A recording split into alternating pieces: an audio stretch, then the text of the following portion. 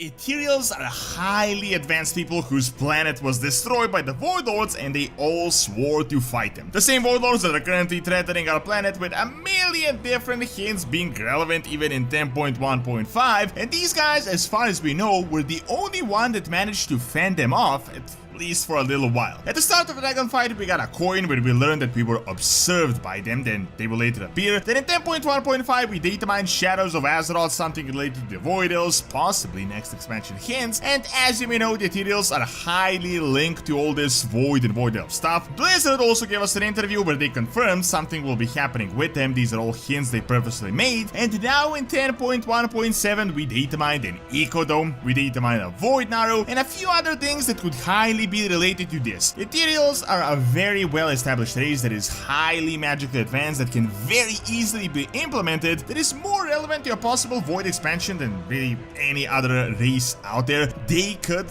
literally become our guide in the upcoming Void invasion of Azeroth. So what are all these new hints, and could we be seeing the Ethereals as a playable race soon? The problem with buying earbuds is generally you get what you pay for, but with Raycon, this video sponsor, you can get excellent quality earbuds for half the price. Personally, I mainly use earbuds when I'm in the gym or when I'm outside, and honestly I was so far really blown away because I've switched over 10 pairs so far, and already like a few weeks of use I was expecting that dreaded beeping sound like an hour into a workout, and then I realized that there's 8 hours of non-stop battery life and 32 hours in total, which is just ridiculous, and even have models with 50, so it is super good. The best thing about them is that they fit in super well. They have not slipped once in the few weeks that I've been using them. And if you guys already have a pair of earbuds, you can always get another one because you always need them for multiple occasions. So to get yours, go to my link in the description or just buy raycon.com/Doron and you can get 15% off.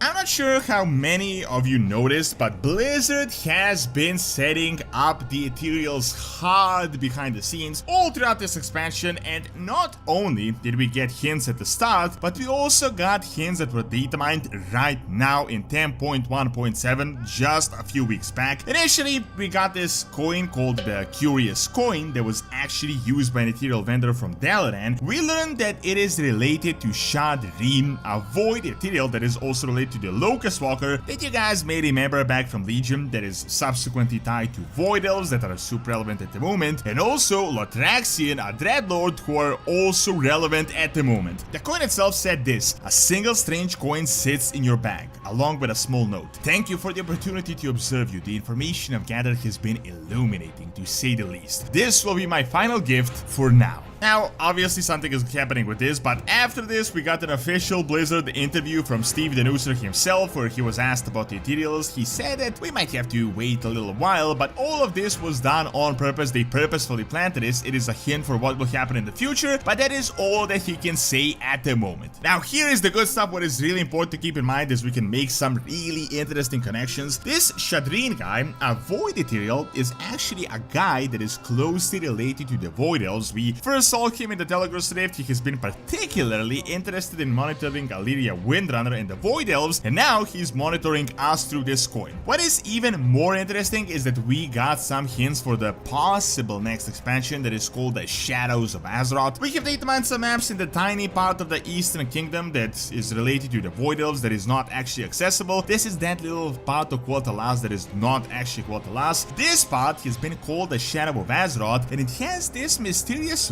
Void Dome above it for an unexplained reason yet, and it has actually been in this state for years, and now, for some reason, in 10.1.5, Blizzard decided to make some minor changes to this zone. However, things have been moving even further. There are a ton of more new hints. Now, Ethereals themselves are fairly well established. We've had them since TBC, and if the next expansion is somehow Void related, and all the hints at the moment are pointing towards that being the case, there really is not a more relevant race in the entire World of Warcraft universe than these guys. If you may remember, Ethereals used to live on a planet of Kalesh, and they were a really advanced civilization. These guys were one of the unlucky victims that were actually attacked by a Void Lord, as far as we know, one of the most powerful beings in the universe. I mean, these are the guys Sergeras decided to start the Burning Crusade against, so potentially even stronger than him in his Titan form. Since the Ethereals were so powerful, they managed to resist for a long time to defend themselves with arcane barriers, but they ultimately Basically, as an explosion happened, they all lost their forms, which is why they're currently covered in bandages and they look like they look. So Ethereals were never really Ethereals. I mean, we don't really know what their natural form was, but it wasn't a bandaged magic one that we are all used to. However, since then, they had to adapt to continue fighting the Void. They all split into various groups and factions. Some have even joined the Void, some have used it to resist, similar to the Void Elves fighting fire with fire, and a lot of them became merchants, so like Ethereal space goblins. Now, Ethereals are a very advanced civilization. They use this thing that is not actually common anywhere, and it is called technomancy. They use this even back on their home planet, which might be the reason why they drew in the Void Lords and why they struck. This is how they transmog things, this is the Void storage, how they reforge stuff. Most importantly, their civilization is so advanced that they managed to construct ecodomes, these huge isolated ecosystems that we have actually seen ourselves back on Outland. This really is magic us as Rothians are not really capable of yet. We have seen them making enclaves on the destroyed planet of Outland through these domes, where it was literally like a planet inside of a planet. Now, what is the biggest hint right now, and it is what we have actually data mined, an ecodome. This is actually one of the main reasons why I'm making this video. First, we got the coin of them observing us, then in 10.1.5 we got updates to the Shadows of Azeroth map changing, and now in 10.1.7 we got a data mined ecodome, and we don't really know at the moment in what context it will be used. Right now, with Zealotad working with Redicron, Ashara coming from the Whale of the Void, and Redicron talking about bringing back the Titans, literally everything is hinting that the Void is coming for us. More importantly, the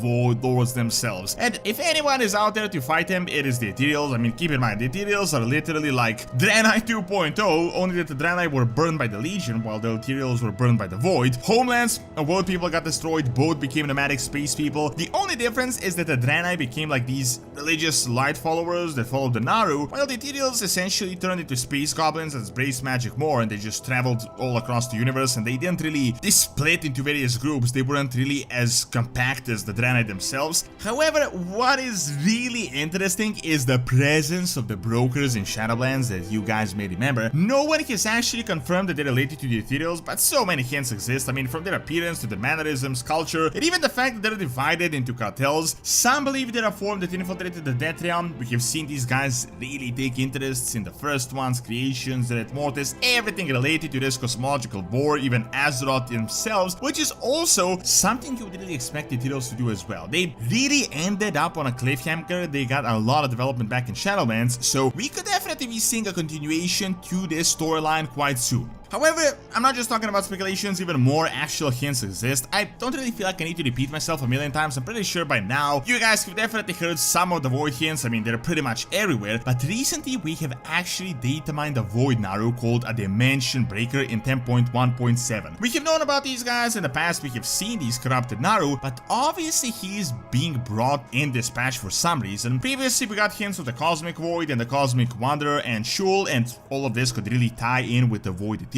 You might know of a really interesting Void Ethereal, you know, obviously the Locust Walker, the guy back from Legion that essentially led Illyria. If you may remember, he was tied to Latraxian, the Dreadlord that apparently turned to the light. He said that the Latraxian has a unique destiny to fulfill. Now, back in Shadowlands, we learned that the Natrazim actually have a light agent, and we haven't heard of Latraxian since, which means that both him and Locust Walker could soon be quite relevant. However, the real question is, how would these Ethereals even work as a race, and could they even actually work? Could they actually become playable? The main problem I see with them is the fact that their physical form is really, just to say it simply, not that interesting. We can see them looking different, but they really aren't that open to customization. I mean, like, what are we gonna do? Just change up their bandage color? I mean, they really aren't all that interesting, just humanoid forms with bandages all over. Now, this discussion has existed in the WoW community for a while now, so a lot of people figured out how this customization could work. Since they don't have their original form, they can have all sorts of decorations on them, from masks to jewelry to various things they could wear that is actually not related to the gear they wear. However,